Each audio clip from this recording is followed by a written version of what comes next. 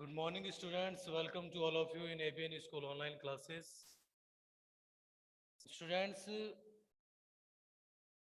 अपना जो next topic है वो है मांग, डिमांड। इससे पहले अपन ने उपयोगिता के बारे में पढ़ा था। यूटिलिटी, उपयोगिता क्या होती है, उपयोगिता की क्या विशेषताएं होती है, कुल उपयोगिता, सीमांत उपयोगिता, इनके बारे में अपन ने पढ़ा था। अब जो अपना जो एक इम्पोर्टेंट जो टॉपिक है वो है मांग। देखो मांग क्या होता है अभी। मांग का अगर एक सीधा सा अर्थ देखा जाए तो मांग का अर्थ होता है कि एक निश्चित समय में तथा एक निश्चित मूल्य पर, एक निश्चित समय में तथा एक निश्चित मूल्य पर किसी वस्तु की मांगी गई मात्रा क्या कहलाती है, मांग कहलाती है। उसमें क्या होना चाहिए, समय भी निश्चित होना चाहिए और मूल्य भी निश्चित होना चाहिए। समय निश्चित होगा और मूल्य निश्चित होगा। ठीक है, तो मांग किसे कहा जाएगा कि एक निश्चित समय में तथा एक निश्चित मूल्य पर किसी वस्तु की मांगी गई मात्रा क्या कहलाती है, मांग कहलाती है। मांग, मांग का नियम क्या होता है अभी। मांग का नियम, नियम, मांग का नियम क्या होता है। मांग का क्या नियम होता है अभी। मांग का नियम होता है कि जब किसी वस्तु के मूल्य में वृद्धि होती है, जब किसी वस्तु के मूल्य में वृद्धि होती है तो मांग में क्या होती है, कमी। और जब वस्तु के मूल्य में कमी होती है तो मांग में क्या होती है, वृद्धि। यही क्या होता है, मांग का नियम होता है। जैसे कोई वस्तु है, वह 5 रुपए की मार्केट में आ रही है। अब क्या हो जाए, उस वस्तु का मूल्य बढ़कर क्या हो जाए, 6 रुपए हो जाए। वस्तु का जो मूल्य था पहले कितना था, 5 रुपए, और अब उसका मूल्य बढ़कर कितना हो जाए, 6 रुपए हो जाए। तो जैसे ही वस्तु के मूल्य में क्या हुई, वृद्धि हुई, तो उस वस्तु की मांग में क्या हो जाएगी, कमी हो जाएगी। क्यों, क्योंकि पहले उस वस्तु को खरीदने के लिए 5 रुपए अपने को क्या करने हो रहे थे, चुकाने पड़ रहे थे। लेकिन अब उस वस्तु को खरीदने के लिए अपने को क्या करना पड़ रहा है, अभी 6 रुपए देने पड़ रहे हैं। तो वो वस्तु पहले की अपेक्षा अब क्या होगी, अधिक महंगी हो गई है। और इस कारण उपभोक्ता क्या कर रहा है, अभी पहले की अपेक्षा इस वस्तु की अब मांग क्या करेगा, कम करेगा। क्यों, क्योंकि वस्तु जितनी ज्यादा महंगी होगी उपभोक्ता मांग भी उतनी ही कम करेगा। और उपभोग वस्तु जितनी ज्यादा कम रुपए की होगी या वस्तु के मूल्य में जितने रुपए कम होंगे उपभोक्ता मांग भी उतनी अधिक करेगा। तो जैसे ही वस्तु का मूल्य क्या हुआ, बढ़कर 6 रुपए हुआ, तो उपभोक्ता की मांग क्या हो गई, कम हो गई। ठीक है, तो मांग का नियम क्या है कि जब वस्तु का मूल्य क्या हो जाता है अभी, और अगर बढ़ा कितना 6 और अगर कम होके कितना हो गया, 4 रुपए हो गया, मतलब कि जब वस्तु का मूल्य कितना था अभी, 5 रुपए था। ठीक है, और अचानक ही क्या हुआ कि वस्तु की मांग में क्या होगी, वृद्धि हो गई। ठीक है, तो उपभोक्ता पहले की अपेक्षा क्या करेगा, वस्तु के मूल्य में क्या होगी, वृद्धि हो गई, तो उपभोक्ता पहले की अपेक्षा अब क्या करेगा, वस्तु की कम मांग करेगा, वस्तु की कम इकाइयां खरीदेगा।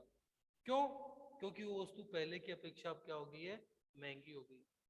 और अगर वस्तु का मूल्य कम हो जाता है तो उपभोक्ता क्या करता है, अभी पहले की अपेक्षा अब ज्यादा वस्तु की क्या करेगा, मांग करेगा।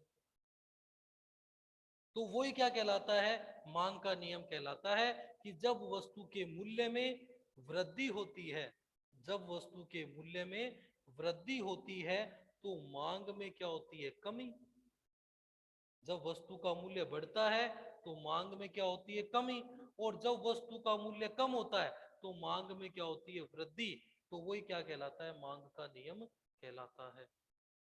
आप लोगों ने देखा होगा कि कई बार क्या होता है कि कोई वस्तु है, जैसे मान लो आप प्याज है, तो प्याज जैसे ही क्या होते हैं भी महंगे हो जाते हैं तो लोग क्या करते हैं, उनकी मांग करना क्या कर देते हैं, कम कर देते हैं। क्यों? क्योंकि वो अधिक रुपए के हो गए। और जैसे ही वो क्या होते हैं भी कम रुपए में आते हैं या कम रुपए के हो जाते हैं, तो उस स्थिति में लोग क्या करते हैं, उनकी मांग ज्यादा करने लग जाते हैं। तो मांग का नियम क्या हुआ कि जब वस्तु के मूल्य में वृद्धि होती है तो मांग में कमी होती है, और जब वस्तु के मूल्य में कमी होती है तो मांग में वृद्धि होती है। ठीक है, उल्टा संबंध हो गया, विपरीत संबंध हो गया। ठीक है, तो ये हो गया अपना मांग का नियम।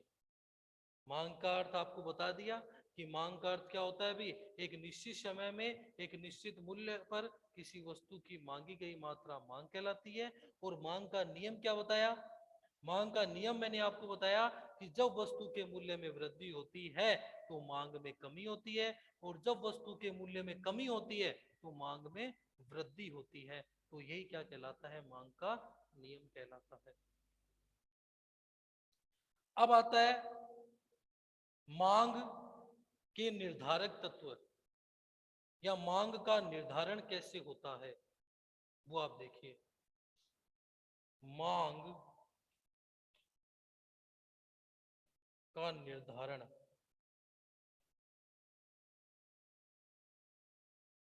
मांग का निर्धारण, मांग जो होती है वो किसके आधार पर निर्धारित होती है, वो अपन देखते हैं। वो कई स्थितियां होती है जिनके आधार पे क्या होता है भी, वस्तु की मांग निर्धारित होती है। उनमें जो पहली स्थिति है वो है वस्तुओं का मूल्य। उनमें जो पहली स्थिति है वो है वस्तुओं का मूल्य।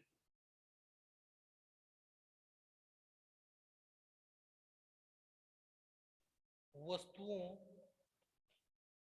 का मूल्य, हाँ, पहली जो स्थिति है वो क्या है, वस्तुओं का मूल्य। इसका मतलब क्या है कि मांग का जो निर्धारण होता है उसमें वस्तु के मूल्य की महत्वपूर्ण भूमिका होती है। मतलब अभी अभी मैंने आपको बताया कि अगर किसी वस्तु का मूल्य क्या हो जाता है, बढ़ जाता है, तो उस वस्तु की मांग क्या हो जाती है, कम। और अगर वस्तु का मूल्य कम हो जाता है तो उस वस्तु की मांग क्या होती है भी, अधिक हो जाती है। तो मांग का निर्धारक तत्व क्या हो गया, वस्तु का मूल्य। कि वस्तु का मूल्य किस प्रकार है, अगर किसी वस्तु का मूल्य बढ़ता है तो लोग उसकी मांग क्या करते हैं, कम करते हैं, उस वस्तु को कम खरीदते हैं। और अगर किसी वस्तु का मूल्य क्या होता है, कम होता है, तो लोग उस वस्तु की मांग पहले की अपेक्षा क्या करते हैं, ज्यादा करते हैं। पहले की अपेक्षा क्या करेंगे, उनकी मांग ज्यादा करेंगे। तो ये क्या होता है अभी, वस्तुओं का मूल्य क्या करता है, मांग का निर्धारण करता है कि मांग किस प्रकार होगी। अगर वस्तु का मूल्य अधिक हुआ तो मांग कम होगी, और अगर वस्तु का मूल्य कम हुआ तो मांग अधिक होगी। इसलिए आवाज नहीं बेटा। तो इसलिए क्या होता है अभी, वस्तुओं का जो मूल्य होता है वो क्या करता है अभी, मांग का निर्धारण करता है। अब जो दूसरा निर्धारक तत्व आता है वो आता है संबंध वस्तुओं के मूल्य। संबंध संबंध वस्तुओं के मूल्य के मूल्य। संबंध वस्तुएं दो होती हैं, एक तो होती है अपनी स्थानापन्न वस्तुएं, और दूसरी होती है अपनी पूरक वस्तु। देखो स्थानापन्न और पूरक वस्तुएं क्या है अभी अपनी, अपन ने पढ़ा था कि स्थानापन्न और पूरक वस्तुएं कौन सी होती है। मैंने आपको बताया था कल कि स्थानापन्न वस्तुएं तो कौन सी होती हैं, जैसे चाय, चाय, कॉफी,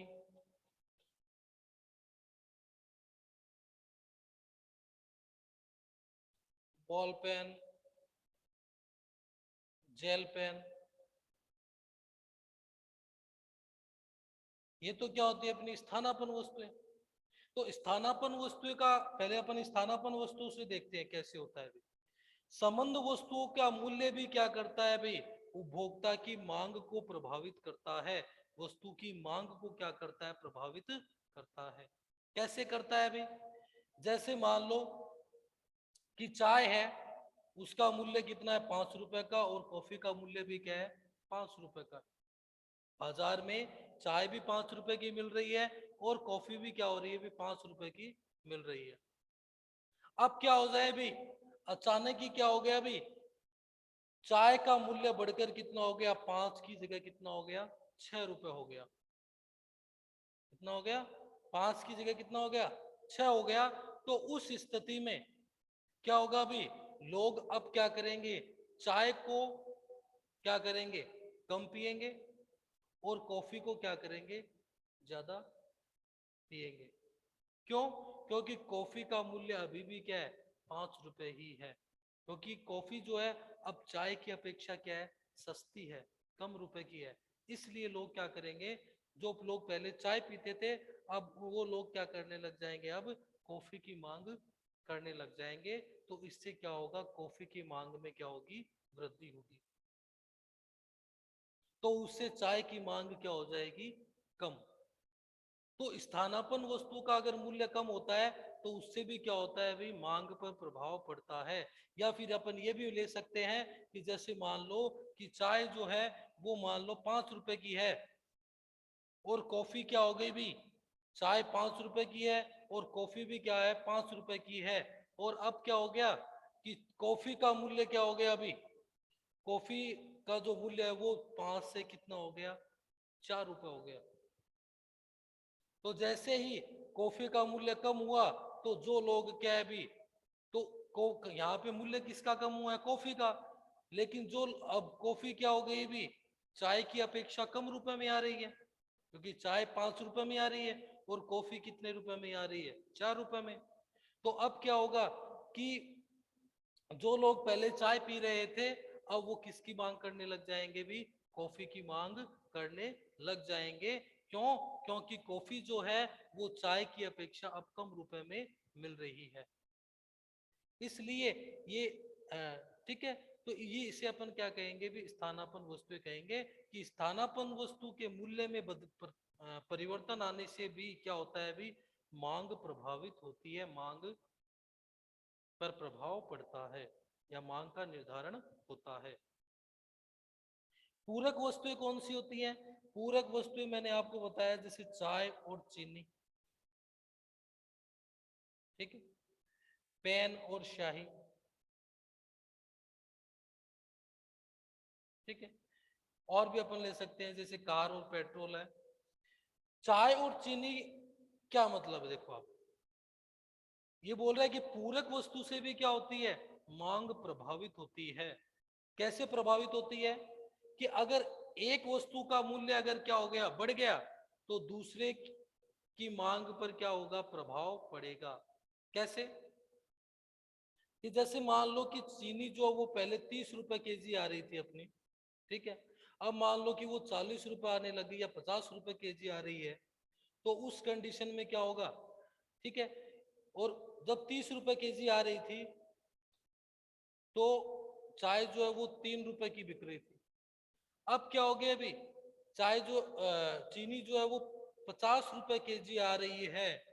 तो उस स्थिति में चाय का मूल्य क्या होगा, बढ़ेगा, ठीक है, क्योंकि चीनी महंगी आ गई तो चाय का तो मूल्य बढ़ेगा। तो जैसे ही चाय का मूल्य क्या होगा, मान लो कि बढ़कर 5 रुपए हो गया, चाय का मूल्य बढ़कर कितना हो गया, 5 रुपए हो गया। तो उपभोक्ता क्या करेगा भाई, पहले की अपेक्षा अब चाय की क्या करेगा, कम मांग करेगा। क्यों? क्योंकि चाय जो है वो क्या हो गई, अभी पहले की अपेक्षा अधिक मूल्य की हो गई है। तो बोलने का मतलब ये है कि अगर पूरक वस्तु के मूल्य में अगर परिवर्तन आता है तो उससे भी क्या होता है, अभी वस्तु की मांग पर प्रभाव पड़ता है। वो तो पूरक वस्तु भी क्या करती है, वस्तु की मांग को निर्धारित करती है कि वस्तु की मांग किस प्रकार होगी। अगर पूरक वस्तु का मूल्य बढ़ता है, ठीक है, मूल्य बढ़ रहा है, तो उससे जो संबंधित वस्तु है उसकी मांग भी क्या होगी, कम होगी। और अगर पूरक वस्तु का मूल्य कम होता है तो उससे जो संबंधित वस्तु है उसकी मांग भी क्या होगी, अधिक होगी। तो ये क्या था आपका स्थानापन्न और पूरक वस्तुओं का क्या था, प्रभाव था, कि स्थानापन्न वस्तुएं और पूरक वस्तुएं जो होती हैं वह मांग को किस प्रकार प्रभावित करती है या मांग का निर्धारण कैसे करती है, वो आपको मैंने बता दिया। अगला निर्धारक तत्व क्या आता है, अभी उपभोक्ता की आय का स्तर। उपभोक्ता की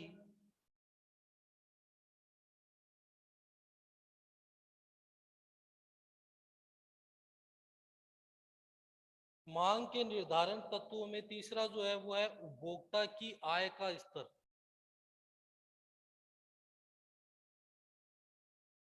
उपभोक्ता की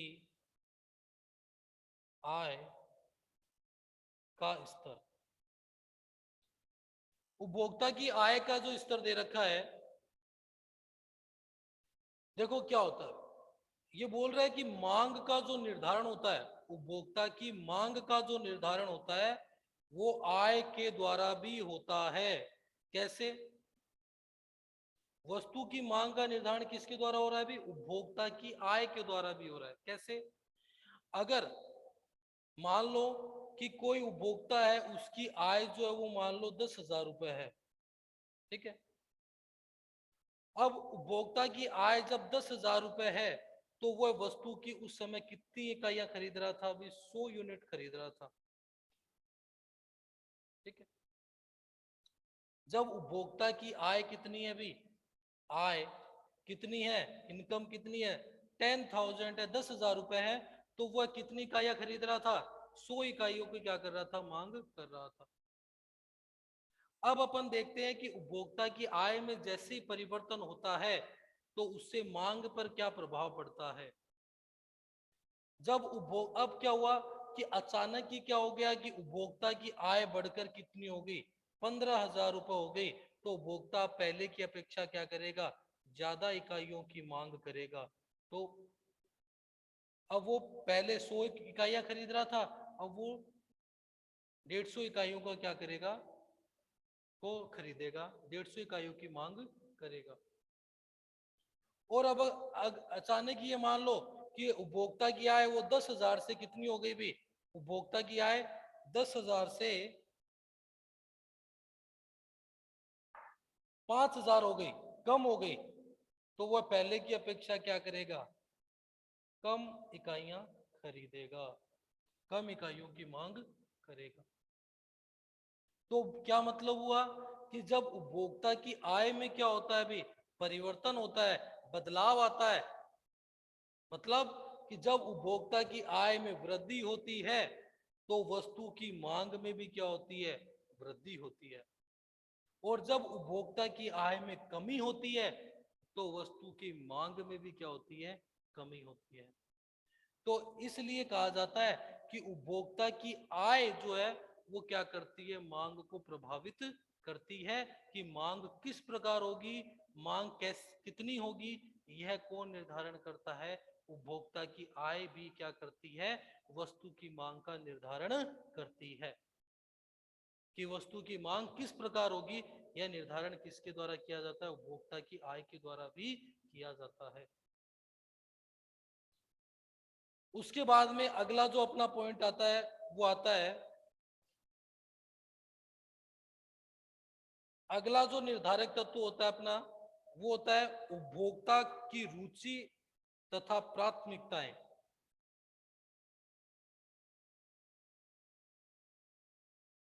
उपभोक्ता की रुचि तथा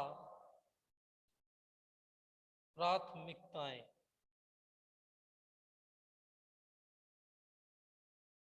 देखो,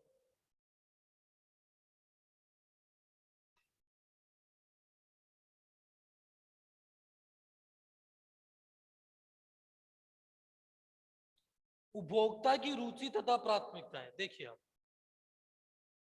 इसका मतलब क्या हुआ कि उपभोक्ता की रुचि और प्राथमिकता भी क्या करती है, वस्तुओं की मांग का निर्धारण करती है।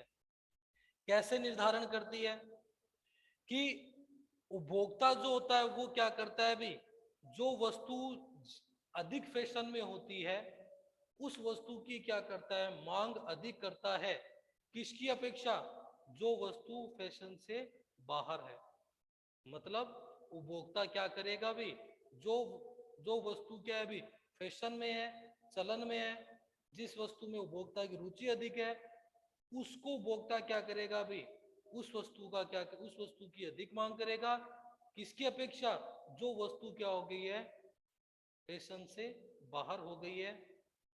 ठीक है, तो उपभोक्ता क्या करता है भी, उस वस्तु की मांग अधिक करता है जो अभी लेटेस्ट वस्तु है, जो अभी फैशन में है। ठीक है, चलन में जो वस्तु चल रही है उस वस्तु की मांग अधिक करेगा, और जो फैशन से क्या हो गई है, बाहर हो गई है, ठीक है, उस वस्तु की मांग क्या करेगा, कम करेगा।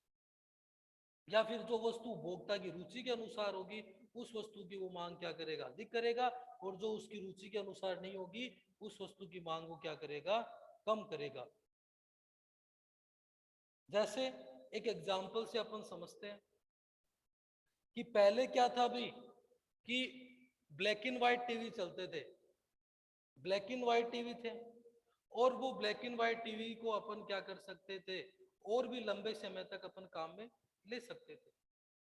लेकिन जैसे ही रंगीन या कलर टीवी आए तो क्या हुआ भाई, लोग क्या करने लगे, वो नई फैशन की चीज आई, नई चीज आई तो उसमें अधिक रुचि दिखाने लग गए।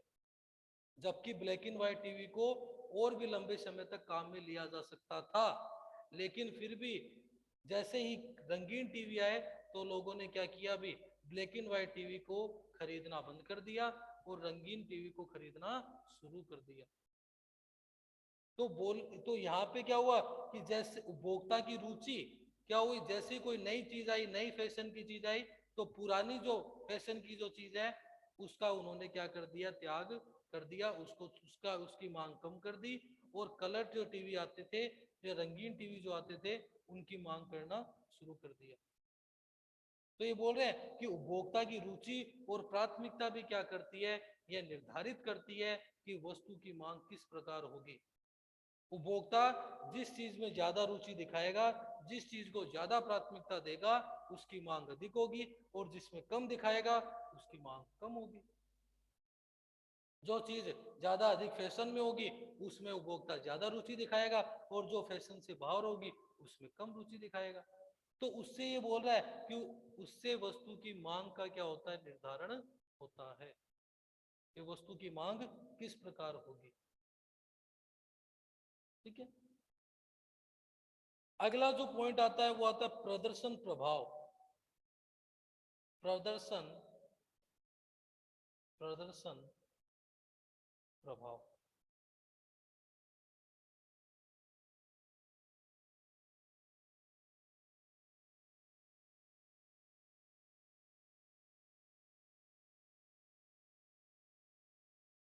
देखो, प्रदर्शन प्रभाव भी क्या करती है, मांग को प्रभावित करती है। कैसे? प्रदर्शन प्रभाव भी क्या करता है, किसी वस्तु की मांग में एक महत्वपूर्ण भूमिका निभाता है। जैसे किसी रंगीन टेलीविजन को देखकर एक व्यक्ति, मतलब एक व्यक्ति अपने पड़ोसी के पास क्या करता है, अभी रंगीन टेलीविजन को देखकर उसके मन में क्या होती है, उस रंगीन टेलीविजन को खरीदने की क्या होती है, मांग उत्पन्न होती है, इच्छा उत्पन्न होती है। यह इच्छा दो प्रकार से हो सकती है। या तो वह जो टीवी देखता है, वो कलर टीवी, जो रंगीन टीवी है, उसको वो देख रहा है, या तो वह उसको पसंद करता है इसलिए वो उसको खरीदेगा, उसको वो अच्छा लगा। या फिर वह यह सोचेगा कि अगर मेरा पड़ोसी खरीद सकता है तो मैं क्यों नहीं खरीद सकता। तो इसलिए कहा जाता है कि प्रदर्शन प्रभाव जो होता है, किसी चीज का अगर अपन देखते हैं, किसी चीज का अगर प्रदर्शन होता है, किसी चीज को अपन देखते हैं, ठीक है, अपने मित्र के पास, अपने पड़ोसी के पास, अपने रिश्तेदारों के पास, तो उस वस्तु को देखने से भी अपने मन में क्या होती है, उस वस्तु को खरीदने की इच्छा उत्पन्न होती है। और वो इच्छा दो तरीके से हो सकती है। या तो अपन उस वस्तु को पसंद करते हैं, अपने को वो वस्तु अच्छी लगती है, या फिर अपने मन में ये भावना उत्पन्न होती है कि अगर अपना मित्र खरीद सकता है, अपना पड़ोसी खरीद सकता है, या फिर अपने रिश्तेदार खरीद सकते हैं, तो मैं क्यों नहीं खरीद सकता। इस भावना से वो क्या करता है, अभी वस्तु की मांग करता है। तो प्रदर्शन प्रभाव भी क्या करता है, वस्तु की मांग को प्रभावित करता है कि वस्तु की मांग किस प्रकार होगी।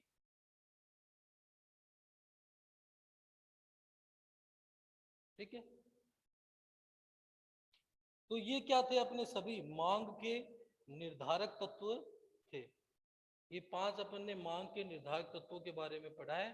और अगला जो अपना है वो है जनसंख्या का आकार,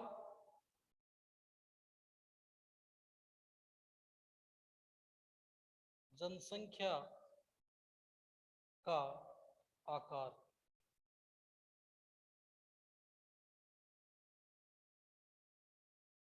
देखो, जनसंख्या का आकार का मतलब क्या होता है।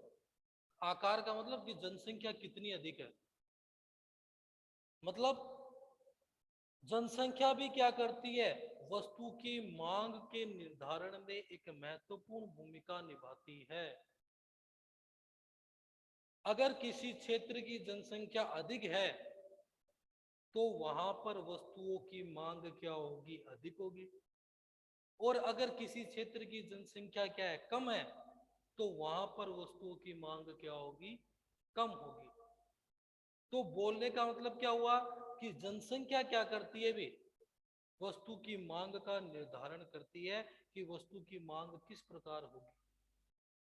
क्योंकि ज्यादा जनसंख्या होगी तो वस्तु की मांग ज्यादा करेगी, ज्यादा उपभोग करेगी। और अगर कम जनसंख्या होगी किसी क्षेत्र में तो वहां पर वस्तु की मांग भी क्या होगी, कम होगी। तो जनसंख्या का आकार जो होता है वो वस्तु की मांग का क्या करता है, निर्धारण करता है कि वस्तु की मांग किस प्रकार होगी। और लास्ट जो आता है वो आता है अपना जनसंख्या की संरचना। जनसंख्या की संरचना।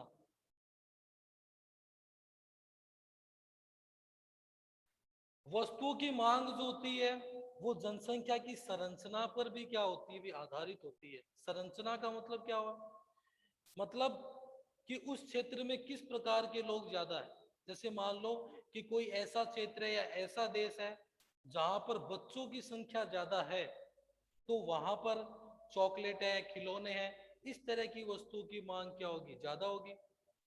या फिर कोई ऐसा क्षेत्र है जहां पर क्या है, अभी वृद्ध लोगों की संख्या ज्यादा है, बूढ़े लोगों की संख्या ज्यादा है, या ऐसा कोई देश है जहां पे बूढ़े लोग ज्यादा रहते हैं, तो वहां पर चश्मे हैं, छड़ियां हैं, इन सब चीजों की क्या होगी, ज्यादा मांग होगी।